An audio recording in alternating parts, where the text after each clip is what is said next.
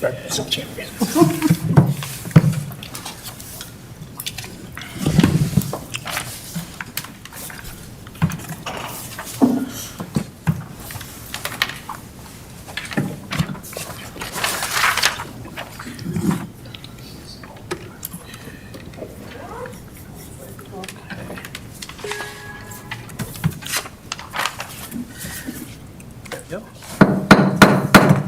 Good evening, ladies and gentlemen. I will call to order the Lafayette City Council meeting for February 4th, 2025. We will begin with the Pledge of Allegiance. I pledge allegiance to the flag of the United States of America and to the republic for which it stands, one nation, under God, indivisible, with liberty and justice for all. Thank you so much. Clerk Beck, can we do a roll call, please? Mayor Monget, Here. Mayor Pro Tem Wong, Hello. Councilor Barnes, Good evening. Councilor Friedland, Here. Councilor Gallegos, Good evening. Councilor Sampson, Good evening. and Councilor Tapia Vega. Here. Mayor, we have a quorum. Amazing, thank you. We'll begin tonight's meeting with public input. If you wish to speak during this time, you can grab one of these yellow speaker forms that you can access through the glass doors in the back. You'll have 5 minutes to speak. Please state your name and address before you do so. You may also call in as well, and we can get you on the speakerphone. Tonight, we will begin with Alika Zaindrasic, and please correct me on how to pronounce it. Thank you. Alinka Niederschich, 1346 Wasatch Point, Lafayette, Colorado. Mr. Mayor, City Council, dedicated staff and residents of Lafayette, Colorado. Greetings. I am a member of Squiddies, Lafayette's most award-winning Toastmaster Club. I'm here to introduce the next speaker, Jay Ruggieri. As you will remember, we are reporting on the history of our city's namesake, the Marquis de Lafayette, as we follow his footsteps on his 200th-year anniversary and his famous American guest tour. During the public input portion of this meeting, we would like to present some brief but very interesting Lafayette historical moments for the benefit of council and Lafayette community. We have been reliving and reporting on his famous American tour during these 11 months, changing focus of speeches each time we meet on our tour, eventually painting an accurate picture of our founding father, the Marquis de Lafayette, and his amazing accomplishments. This upcoming Lafayette historical moment is brought to you from Speak With This, your Lafayette Toastmasters and the American Friends of Lafayette. Please note, for people interested in learning more about Marquis de Lafayette, there will be a presentation at the Lafayette Public Library this coming March. On March 6th, the Lafayette Library, as part of their monthly series called Lafayette Learns, will feature the presentation of the Marquis de Lafayette, the Lost Hero. The program starts at 6:30 p.m. We have previously spoke to Council about the Lafayette, first reporting on Lafayette, the hero of the world. Secondly, the noble statesman. Tonight's topic is Lafayette, proud abolitionist, a history of inclusion. Our speaker has his own history of inclusion with the city, as former member of this council before being term limited as mayor pro tem in 2011.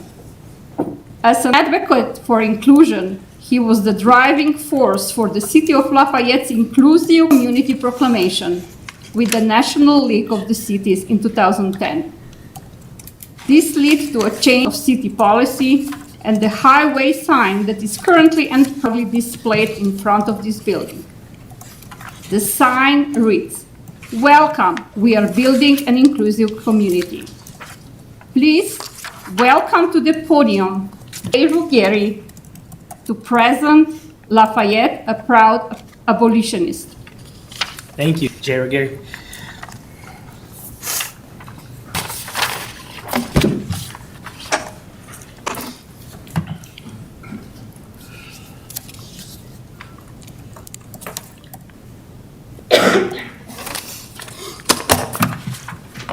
Jay Regari, 501 North Vermont, in the beautiful, family-friendly city of Lafayette, Colorado. Lafayette, we are here! Lafayette, we are here! The most famous words about the most famous man, the Marquis de Lafayette. Thank you, Alanka, for putting us back to place, time, and on topic. America in the late 70s. The topic is inclusion. The Marquis de Lafayette, the man and his legend. Our champion of liberty was often called a proud abolitionist. Yes, the Marquis de Lafayette was a committed abolitionist. Let me share some facts and accomplishments of the Marquis. First, early opposition. Lafayette's opposition to slavery began in his youth and was solidified during the Revolutionary War with his unique experience with the former slave, James Armistead. Secondly, he wrote the Declaration of Rights of Man and Citizen with Thomas Jefferson. In this document, the anti-slavery movement was written into French Constitution, where it still remains today. Third, he actively denounced slavery. During his 1825 victory tour of the United States, Lafayette denounced slavery in conversations with many slaveholders, including Washington, Jefferson, James Madison, and many others. Lastly, he had a plan for emancipation of the slaves, called the Cheyenne Plan. The Marquis de Lafayette was one of the first people to believe that Black Lives Matter. But this was in 1784. Yes, the Marquis de Lafayette was a proud abolitionist. Lafayette's opposition to slavery, which began at a very young age, was truly remarkable for a nobleman of the 18th century. More remarkable was his willingness to commit himself, his fortune, and his reputation into positive action that might offer a way to end slavery. This man deserves high accomplishment amongst the originators of inclusion. Consider these attributes from his remarkable life. First, the anti-slavery legislation. When the French Revolution broke out in 1789, Lafayette, as a member of the States General, who penned the initial draft of the Declaration of Rights of Man and Citizen. Think of the American Bill of Rights. In his declaration, it contained his definition of his goal. Liberty consists in the freedom to do everything which injures no one else. Hence, the exercise of natural rights of each man has no limits, except those which assure to the other members of the society the enjoyment of these same rights. Well, this document invoked natural law to establish the basic principles of a democratic nation state. This was the birth of their democracy. In keeping with his philosophy of natural rights, he advocated for the end of slavery. The National Assembly adopted the Declaration on August 27, 1789, and it remains enshrined in France's present-day Constitution. This signaled the end of slavery via the nation's Constitution. The Marquis wrote into law that Black Lives Matter in 1789. Secondly, emancipation and James Armistead. So precisely when Lafayette became an advocate for emancipation is not really known, but one important influence was his friend pictured here, James Armistead Lafayette. A personal reason for Lafayette's interest in emancipation may have an association with his slave, James Armistead, during the Revolutionary War. With the permission of his master, Armistead volunteered for service with Lafayette during the siege of Richmond. Before long, he was performing important espionage service behind enemy lines, masquerading as an escaped slave, and he obtained information about the plans and the movement of the British. He continued his spying as a servant in Cornwallis's camp during the Yorktown campaign, and he relayed intelligence to Lafayette to help bring about the decisive American victory at Yorktown. When Lafayette returned to America in 1784, he wrote a special testimonial about Armistead's service and was instrumental in helping the slave win his freedom from the Virginia Assembly in 1787. In tribute to Lafayette, James Armistead adopted the surname Lafayette, which he used for the rest of his life. When Lafayette again returned to America in 1824 for his victory of Tour of America, he visited Richmond and recognized him as his old associate in a crowd. According to the local newspaper, Lafayette called him by name, took him into embrace, and invited him into his parade carriage. James Armistead saw freedom as he and his family resided in Virginia until his dying days. Lafayette a proud abolitionist, was a man of true integrity and inclusion. Viva Lafayette! I am proud to say I'm from Lafayette, Colorado. On behalf of our community, I'm proud to proclaim, Lafayette, we are here. Back to you, Mr. Mayor. Thank you so much for that presentation. Appreciate it. Do you have papers for us as well? Oh, I think they've already been distributed, actually. Okay, our next speaker is Ron Spalding. Good evening, Mayor and Council. Ron Spalding, 1326 El Dorado Way, Lafayette, Colorado. That's a real hard presentation to follow. But I love, no, in all seriousness, coming here, you always learn so much. And it's a shame other public isn't here tonight, but that's why I'm coming here. You learn a lot. What I wanted to speak to a little bit tonight is the Tuesday City Council workshop, which is on your consent agenda.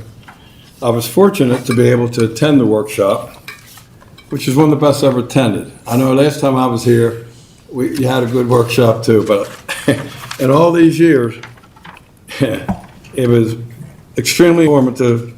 You have very difficult decisions to make. And I just wanted to add a few things in. I was very fortunate also to attend the tour that was in September with some of you, one of the citizens. And that really opened up my eyes. So when I attended the workshop, it just reiterated the importance. Every one of these projects, the three are very important. I agree with everything you said and discussed, and this is just the beginning. We have a long way to go. I just wanted to, say a few things from that workshop. Three very important projects. The priority order that I put them in at this time, I think it's pretty much what you all do. Service Center, Bob Burger Rec Center, City Hall. The Service Center, I think by far is the most important. After attending that, walking city staff and people, I mean, that place has really had it. And we have a long way to go. There's going to be a lot more detail and all that, but they need a place right away. And it just so happened to turn out to be the least expensive one out of the three, $6 million. The second one, in my opinion, is the Bob Burger Rec Center, and we have two options, A and B. I attend it regularly, and from the swimming side, I mean, it's a great rec center, it's fantastic, but it really does need improvements, as everyone knows. The issue is A or B. And the third is City Hall. I know the staff and everybody's, I know it's tight in here. I've been up to the rooms and all. But when you look at the three, $6 million, rec center between 17, 18, and 34, and City Hall, $340 million. And thinking about the funding aspect of it, which, it's going to be tough, and you all know that, and have great consultants on board, and as we go through the next several months, we're going to see all the options. It appears to me, in my humble opinion, I'm not a financial expert, probably be general obligation bonds, but maybe not. Some good thoughts are thrown out. Can you use two funding sources? But from the citizenry, Lafayette's taxes are high. Not our fault around here. State taxes, economy, we don't know where it's going. So from a citizen standpoint, I don't see how in God's name we could put forth three of those on there. You're talking anywhere from $58 to $74 million. I really think that the citizens would approve one, and the Service Center. And as was described at the workshop, I know when we have the public outreach and staff's going to do a fantastic job, you really detail and show them what's going on in there. I don't see anybody could walk in and walk out of there saying, this has got to be number one. I don't know if it's feasible to have a public workshop or open house or walkthrough like it did for the council and all. But boy, I think that would blow people away. $6 million, if it's a bonding issue, we just did the Great Outdoors Water Park, which I think was 5, and that's going to be coming up, very shortly finish up. So I think we could get the first, I think that could go forth as one bond issue. I think it has to be delayed the other two, the 2026. but who knows what the people say? And if we have to go, if we're looking ahead to 2026, I think the rec center. And as you know, I'm very conservative, fiscally conservative, just a conservative person. Even though I would love to see the big A, option A, you know, I don't see how we could do it. If we fixed up the current rec center, the option B to 17 million, I think we'd be good. But you'll be hearing from more of me as we all go through this together. But I just wanted to say, you did a yeoman's job, and it's going to be a real education process for the city. And I wish they'll be involved, I'm sure. But thank you. It was a great workshop. Appreciate it. Yes, thank you. All right. Well, I'm not seeing any more speaker forms, but are there any other members of the public that wish to speak during this time? All right. I'm also not seeing any callers online. So with that, we will close public input and move forward with our consent agenda. We have the following. Item A, January 21st, 2025 City Council meeting minutes. Item B, January 28th, 2025 City Council workshop summary. Item C, second reading ordinance number 2, series 2025, amending section 10 listings of the Colorado Code of Ordinances. Item D, resolution number 2025-10, appointing a city attorney and approving a city attorney employment agreement. Item E, items pertaining to Colorado Big Thompson Water and the Northern Integrated Water Conservancy District. Within that, item 1, we have resolution number 2025-08, approving an application of the Northern Water Conservancy District for cancellation of 3 temporary use permits, as well as number 2, resolution for 2025-09, approving an application to the Northern Colorado Water Conservancy District for an annual renewable perpetual water contract for the right of use Colorado Big Thompson Water Project water under CRS 37-45-131. Are there any items that council would like to pull? If not, we'll take a motion, please. I move to approve the consent agenda. Second. We have a motion, second, any further discussion? All right, all those in favor, please say aye. Aye. Any opposed? None opposed, that passes unanimously. And just a quick note, under the consent agenda, we did just approve item D there. This is a resolution. We, as folks may remember in the public, we did recently make a shift from contracting out our city attorney services to bringing in a city attorney in-house. So congratulations to Marilyn McSalka as our new city attorney. And we will be bringing on a deputy city attorney as well, who will be introduced here in a few minutes. But I just wanted to make that announcement for the benefit of the public. Just so you all know, this is a great opportunity for us just to have more access and to be able to work closer with our city attorney and all different matters. And I think our staff is really excited to have someone to work with directly and easier to contact with now that she's sticking Lafayette. And so I know, Marilyn, you're a former Lafayette resident as well. We just want to welcome you, even though you've been working with us for a while. Congrats. Thank you, Mayor. Appreciate it. All right, we are on to proclamations. We won this evening. This is item F for History Month, February 1st to the 28th. Councilor Barnes? Thank you, Mayor. And this is February 1st through the 28th, 2025, Black History Month. And our proclamation is, whereas Black History Month is celebrated nationally every February to recognize and honor the lives, accomplishments, and perseverance of Black Americans. And whereas the origins of Black History Month date back to 1915 with Dr. Carter G. Woodson founded the organization known today as the Association for the Study of African American Life and History. And whereas in 1926, the same association chose the second week of February to coincide with the birthdays of Frederick Douglass and President Abraham Lincoln as an appropriate time to sponsor a national recognition of Black history, which has now expanded to a month-long recognition. And whereas observing Black History Month provides the opportunity for reflection and to gain a deeper understanding of Black American history, including the centuries of struggle for equality and freedom, and whereas Black History Month also celebrates the achievements and contributions of Black Americans that Black Americans have made in shaping our country, society, and communities. And whereas the City of Lafayette has made a commitment to establishing and maintaining a welcoming, inclusive, and just city for all. Now, therefore, the Mayor and the City Council of the City of Lafayette, Colorado, do hereby recognize the month February 2025, Black History Month, and encourage all residents to observe this month with appropriate reflection and to continue our efforts in ensuring that Lafayette is a just, welcoming community. So moved. Second. All right, we have a motion and second. Any comments or discussion regarding this proclamation? All right, Council Moore.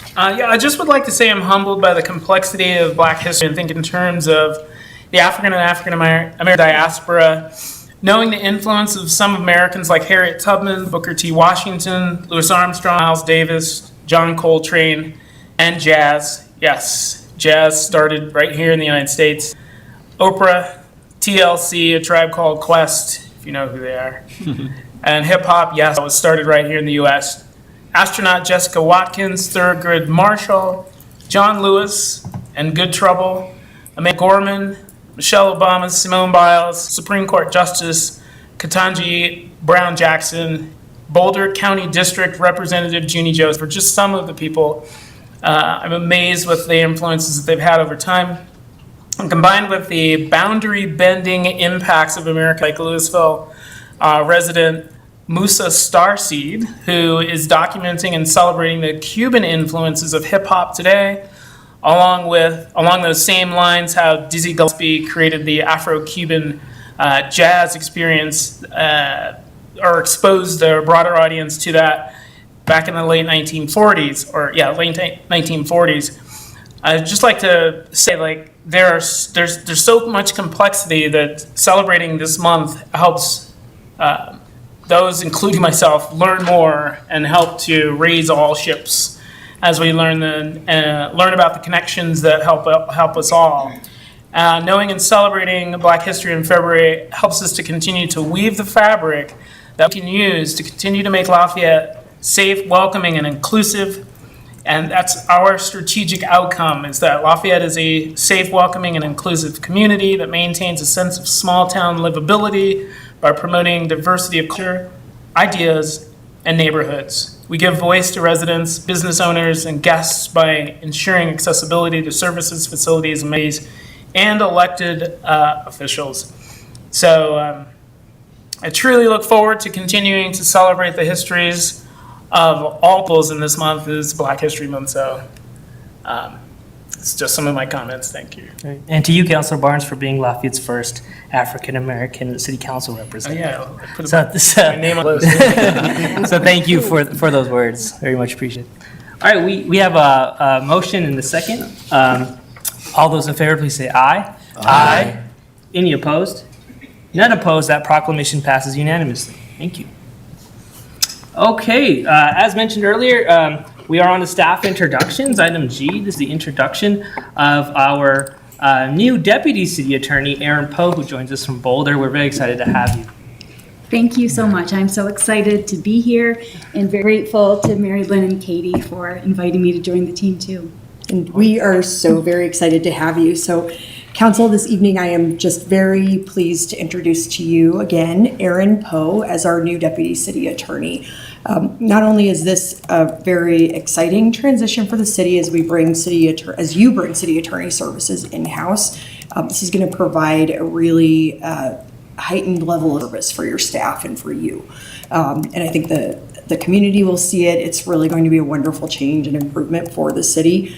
I would not be as excited, even though I am very excited, if I did not have Erin coming in on our team. So this is really wonderful to know that we get to start in this job together to staff the city attorney's office. And so to introduce Erin, she, as I said, is part of our transition to having an in-house attorney's office. She comes to us with 25 years of experience with the city of Boulder and their city attorney's office. Erin was most recently the deputy city attorney at the city of Boulder. She's also been the assistant city attorney and spent about a decade as city prosecutor, which is experience I don't have, and that's one thing. I mean, 4 years. 4 years, I'm sorry. So 4 years. Like a decade. There we go. And something I'm very excited about Erin joining us, a reason I'm very excited about her joining us is her areas of expertise very nicely complement mine. So you will be getting really a full suite of legal experience here to serve your various departments. Erin has a great deal of experience in employment law and affordable housing. I figured you all would be very excited to hear that. She has lots of experience with open meetings and open records issues, public contracts, ethics and conflicts of interest, and just general municipal law, which are the many things that we see every day working for a municipality. So this is just going to be a great team, and I'm just very excited that you're here and very grateful for this opportunity to work with you and to work for council together. I did tell her you may have questions, and so she's been warned, so please do welcome her. Thank you. Would you like to share any words first? Just a thank you. I am so grateful for this opportunity. Thank you so much, Mary Lynn, for being your first employee. I'm so excited to be here. Awesome. Council, any questions or welcoming comments that you may have? Councilor Barnes? Thank you, Mayor. Yes, I always have questions. Sorry.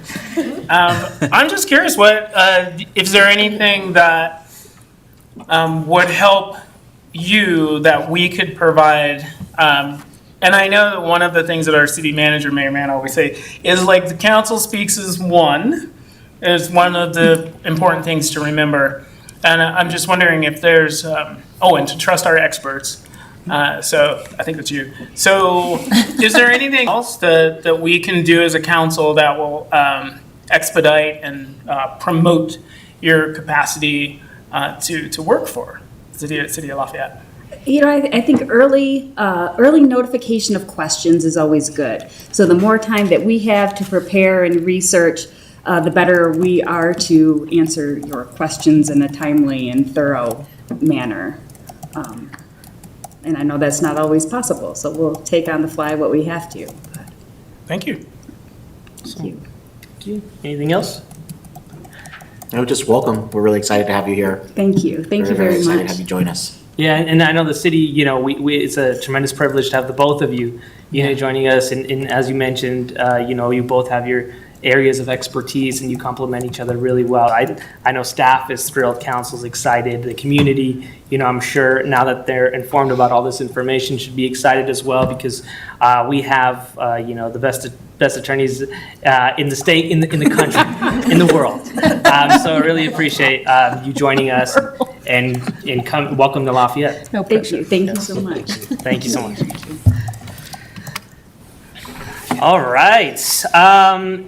That brings us to presentations. We do have one presentation tonight, item H. This is our municipal court update. And we can welcome up our municipal judge, Amanda Balehash. And we're excited to have you here as well. We got everyone joining us tonight. So happy to get some updates from you and see what's going on in your world. But we're also excited to see you as always. Yeah, I was sitting down to do this memo. I was like, it's been a while. I mean, I came to see you introduce Genevieve to you, but I haven't given you an update. And I was like, man, a lot has happened in the last 2 years. And glad that Genevieve could be here with us because the police department is busy. They're writing a lot of tickets and our numbers are growing exponentially. And so we have a lot going on.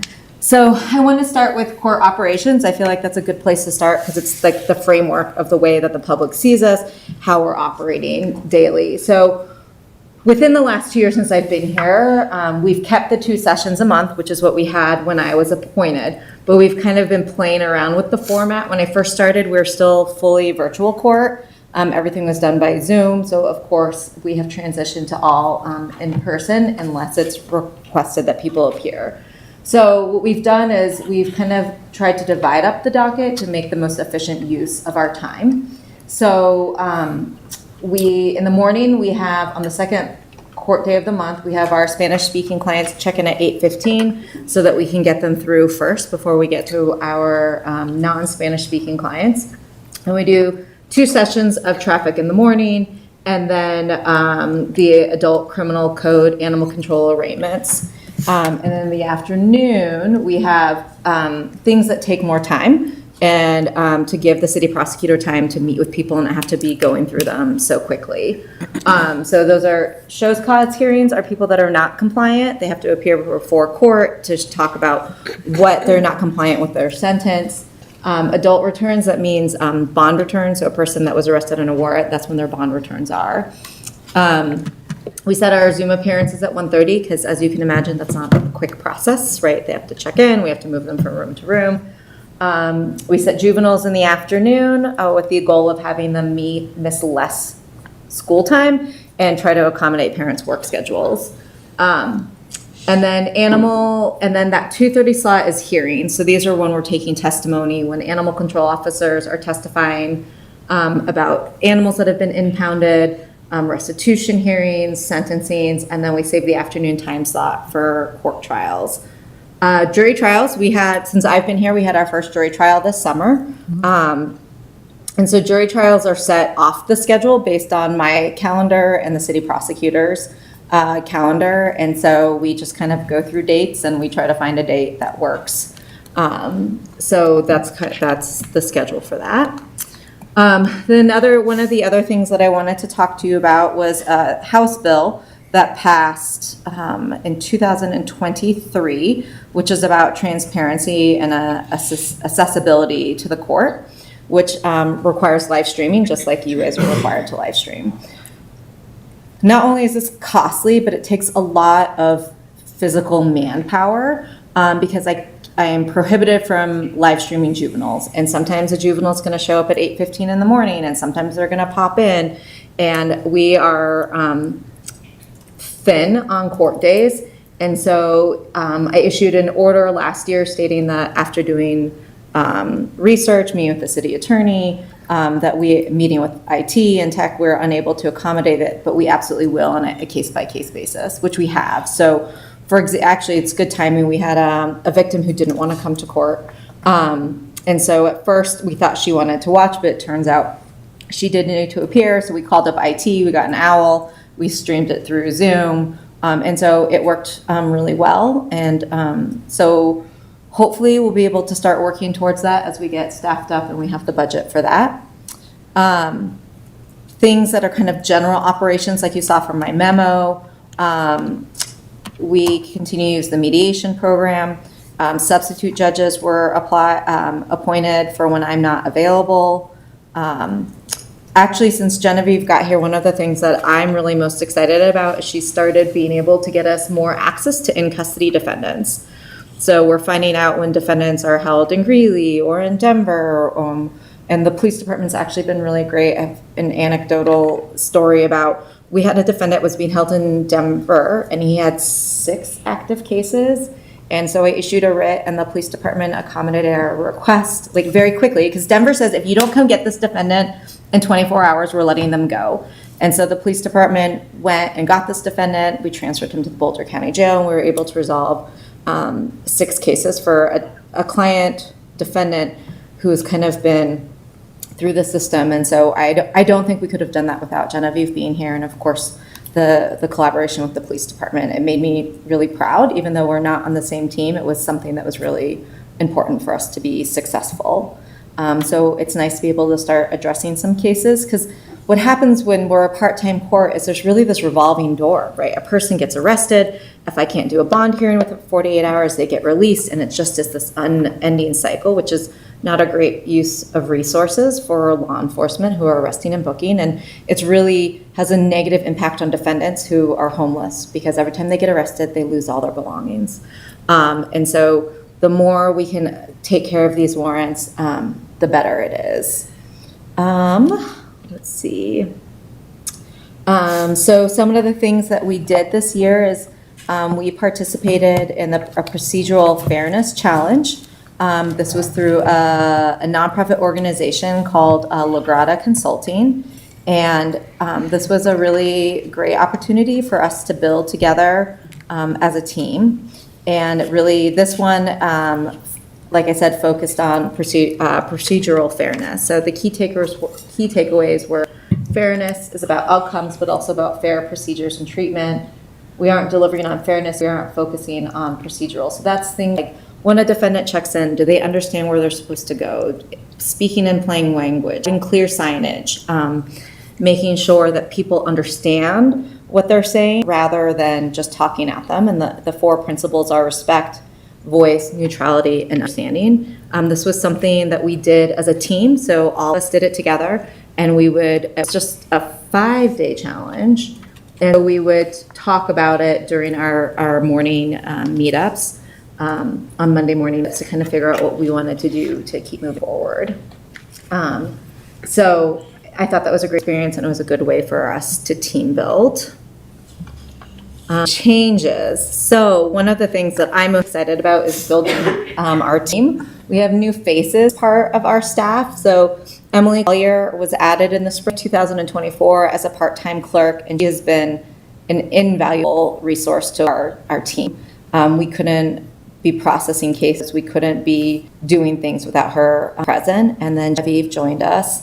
And the morning meetup, Monday morning meetups, is one of my things that I think is great because it lets me be a part of the team. I'm there every Monday morning. Our meetings, we have so much to talk about, and I feel like they're very productive for just kind of technical things, and I think it's really helped us grow as a team. I think that's been a great change that we had. We're seeing text message notifications, right? Research shows that's why our doctors, our hairdressers, our dentists give us 5,000 reminders before our appointments. We won't miss them. So we're doing our best to embrace that. The state criminal justice system actually mandated texting, right? So it's a state system. And so it's something that we are adopting. Right now, it's time consuming. We manually text messages every single person who is appearing. But we're hoping the process of getting software that will help us not have to do it manually. And this is an example of the textage that you'll get. And I think we don't have data since we've kind of been short-staffed for a while. We don't have data, but I think anecdotally it's working. We're getting people calling and we're saying, hey, I got this message. I didn't know about that. So I think it's great.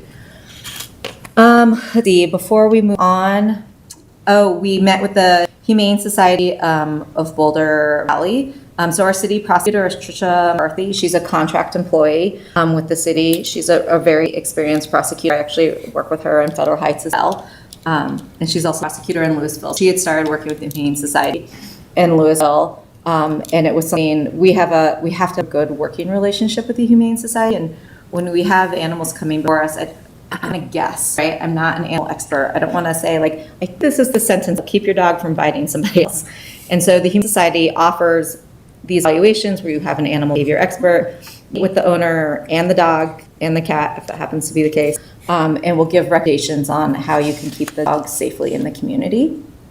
And then also for that, we have classes available. There's an online class that you can take to be a responsible pet owner, and anybody can have shingle if they're an animal trainer. And so I did some research and created animal behavior training standards. I had the Humane Society look over it so people kind of have a guideline of what they're looking for when they're looking for somebody to deal with an aggressive dog. So I think we've made some, and we have some, over the last 2, maybe 3 years, we have 2 new animal control officers who I feel are part of the city, as opposed to there's kind of some turnover when I first got here. And they're out in the community and they're making relationships with residents. And they're very good at communicating with court so that when we have a dog impounded, the poor dog isn't sitting in impound for 12 days before our court date. We know, and we're trying to figure out how to get things going. And so I feel like we've made a lot of progress in the last 2 years on addressing the needs of the community with animal violations. And then kind of just some boring stuff, I've updated administrative orders like the bond schedule, court-appointed counsel, traffic fine schedules, and things like that. So upcoming changes and goals. Genevieve and I have a list that is 100 items long, and it's really exciting. And so what I wanted to focus on was our short-term goals. So our goals 2025 are we have to update and enhance our court webpage. So we're going to be working with the communications department to make sure that is done appropriately. We need to evaluate our docket efficiencies. Like I said, our ticket numbers are up. And some days, Trisha will start seeing defendants at 8:15 in the morning. I'll take the bench at 8:30, and I am on the bench until 1 p.m. without a break because we're going all morning. And so we have to figure out how to do that better. When I first got here, we were hardly ever doing bond hearings because we're at time court. And so there's a grant that the state will reimburse us for first appearance. So that's when we're doing bond hearings. Now that we're starting to see people in custody, we need to apply for that grant. So that's a big project that Genevieve will take on. And then as Genevieve was kind of preparing for this, she's like, did you know we had a mission statement? I was like, no, I had no idea. So our mission statement was created in 2007, and a lot's changed since 2007. And so this is something that I appreciate that Genevieve brought to my attention, and I think it's a great thing for us to work on and move forward with. Genevieve and I would like to move forward to a paperless system, but that would be beyond 2025, right? Because that's a big budget issue. So we'll begin live streaming coverage hopefully in 2026. There may be some legislation in the pipeline that requires that, but that would be our goal anyway, the paperless system. And so those are kind of what's going on with us. Genevieve, I of course wanted to be here because a lot of kind of procedural things she'll be able to answer, and there's things that I can answer as well. So love to have questions if you guys have any. All right. Well, thank you so much for joining us and for that presentation. Questions from council? Councilor Sampson. Is there anything from that fairness, I don't know what you call it, circumstance, whatever you're working on, that you've now incorporated?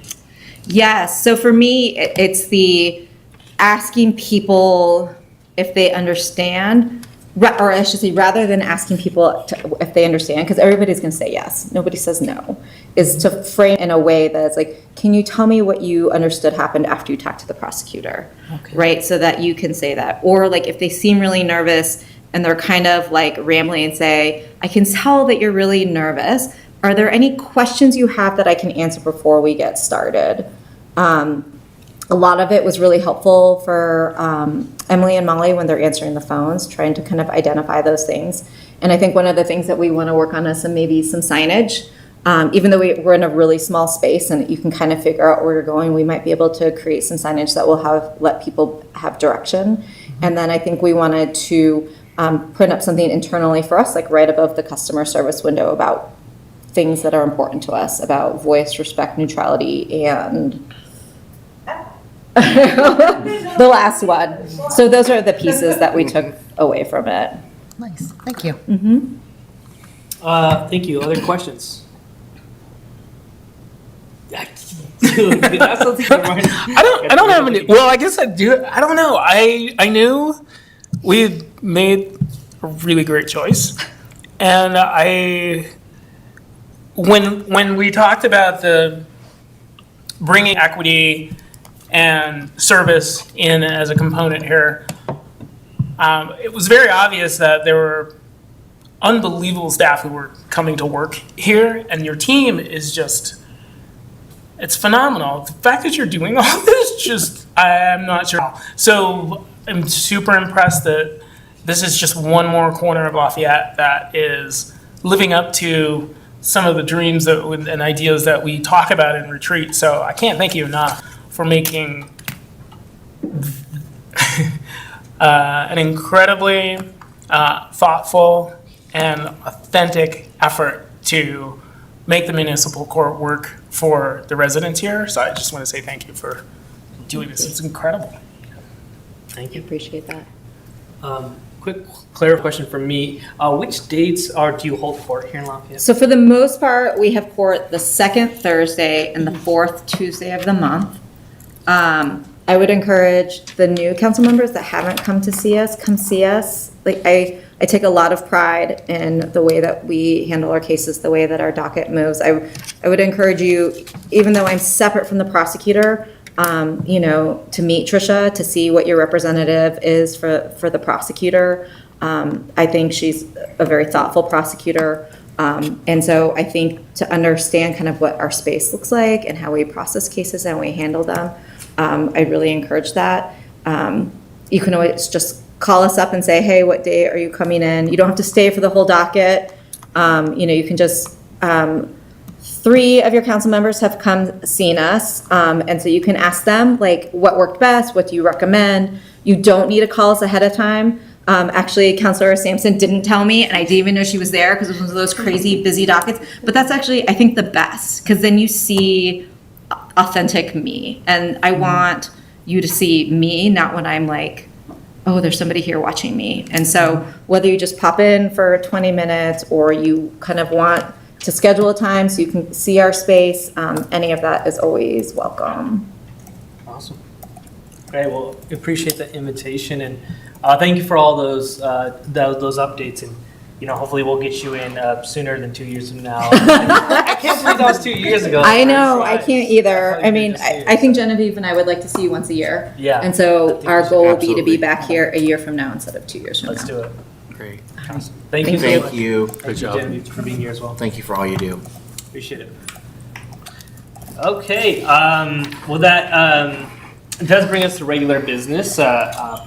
These are items pertaining to the reappointment and salary adjustment of a presiding municipal judge, Amanda Bilhash, and we have a couple of resolutions within that, including the reappointment. Resolution number 2025-07, a reappointment of Amanda Bilhash as presiding municipal court judge for the city of Lafayette, Colorado, for a 2-year term commencing on February 1st, 2025, and authorizing an amendment to the employer agreement, therefore, and ordinance number 3, series 2025, setting the annual salary of the presiding municipal judge of the Lafayette Municipal Court and repealing all ordinances in conflict. We have our city clerk here with some background. No presentation, just motion language, Okay. if you're interested. And for the benefit of the public, the city council did have the opportunity to meet in executive session and discuss this earlier, but happy to open up to any comments or discussion, and if not, we'll take a motion. So I move to approve resolution number 2025-07, appointing Amanda Balahash as presiding municipal court judge for the city of Lafayette, Colorado, for a 2-year term commencing on February 1st, 2025, and authorizing an amendment to the employment agreement therefore. Second. All right, we have a motion and a second. Any further discussion? All right, all those in favor say aye. Aye. Are there any opposed? None opposed. That passes unanimously. Thank you. Next motion. I move to approve on first reading ordinance number 3, series 2025, setting the annual salary of the presiding municipal judge of the Lafayette Municipal Court and repealing all ordinances in conflict. Second. Okay, we have a motion and a second. All those in favor, please say aye. Aye. Are there any opposed? None opposed. That also passes unanimously. Great. Thank you, Mayor. Awesome.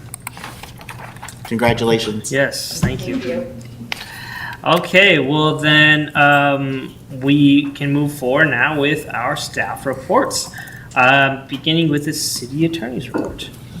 Thank you, Mayor. I just wanted to say thank you for approving my contract this evening. I am very honored to come in as your first in-house city attorney. This is an amazing opportunity for me. I'm excited to get to start with a wonderful teammate, and I really think this is going to be an improvement in services for the city. And I'm, while I'm going through the transition of winding down my private practice, I just wanted you to know that I'm already getting to the point where I'm seeing some things free up. Where I've been spending this week, it's only been 2 days, full-time in City Hall, which has been wonderful.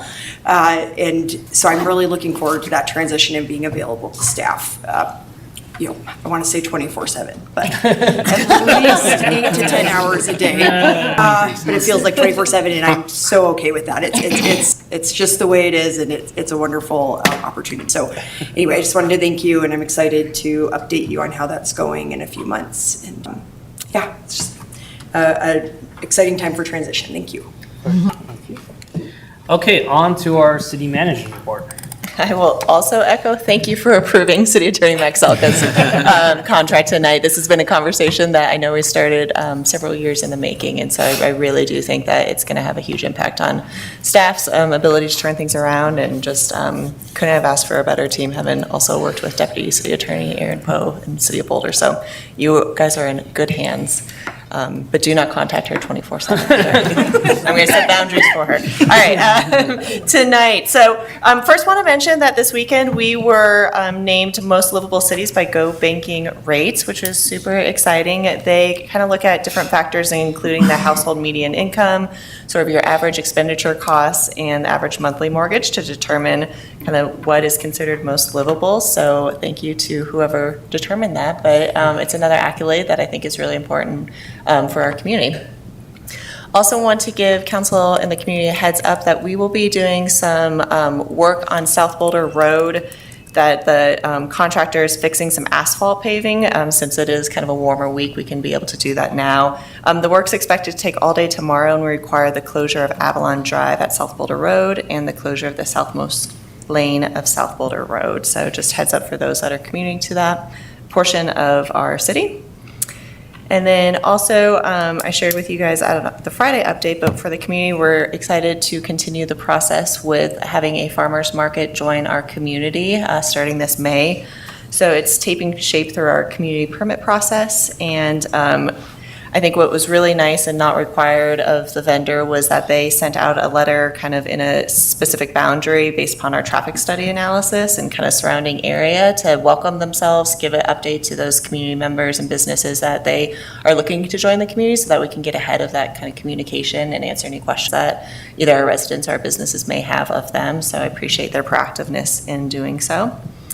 And then finally, we have a Lafayette Listens page with that link that is active for one of the final urban renewal projects. So this is at 760 West Baseline. You can see that map right there. That was formerly storage units, current vacant land. So for those that are interested in seeing what it could be developed as, please go onto your Lafayette Listen page, and the survey closes February 9th. All right, looking ahead, we have a bigger meeting come February 18th. The first is a public hearing on the Kensington annexation eligibility. This is the time of year where we do all of those purchase orders and contracts that are over $100,000 that require council approval to kind of kick off the year for our major contracts. We will also be doing a land use code project update. So as you remember, we have a new consultant, so really kind of reintroducing them, kicking it off, filling in council and the community with where we're at with that project.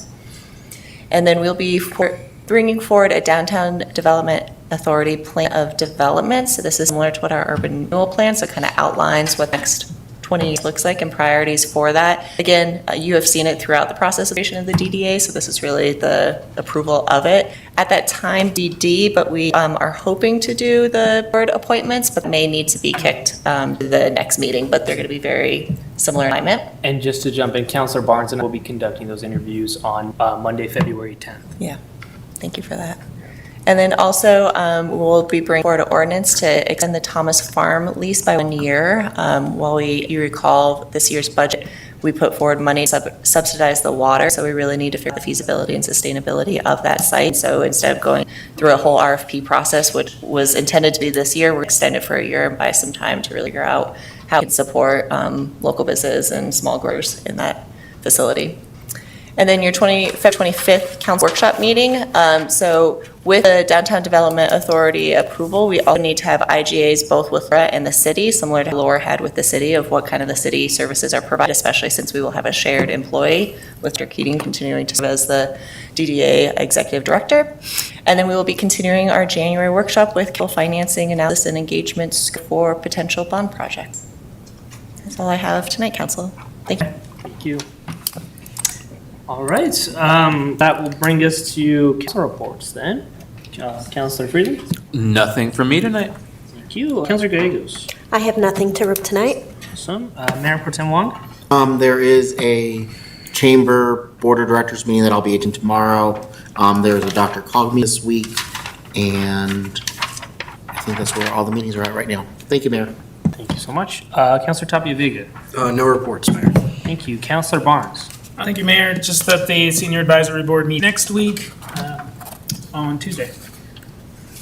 Councilor Sampson? Councilors, if you're interested, the Colorado Municipal League is holding their legislative workshop. This is state legislative workshop on February 20th. That Thursday, it's an all meeting held at History Colorado. Great. And for me, as at our last workshop, we finalize our travel plans or our travel kind of system. So make sure you all are keeping alert on those dates coming up for those upcoming conferences, CML, NLC, anything else. And then getting in touch with staff to get those set up because, deadlines are approaching for some of those conferences. And then we also mentioned at the workshop when we had our discussion on our contingency funds. Quick update on at our next meeting. Under the city manager's report, we will be provided with a quick overview of the contingency fund. Nothing too in-depth, but just some background on it. And then council, I would like to open it up to council for a quick discussion on our thoughts on the future of those funds and how they should be used. But we do have to I'd like us to make a decision that night because I've already received some requests from some of our schools looking for city support and their after prom minutes like that. And so I would like to get back to them with an answer as soon as possible. So just want to give council a heads up that discussion will be happening and we will have to come to a consensus before we leave. So just giving you the heads up on that. All right, that's all I have. We do have an executive session tonight, so I'll quickly read us in.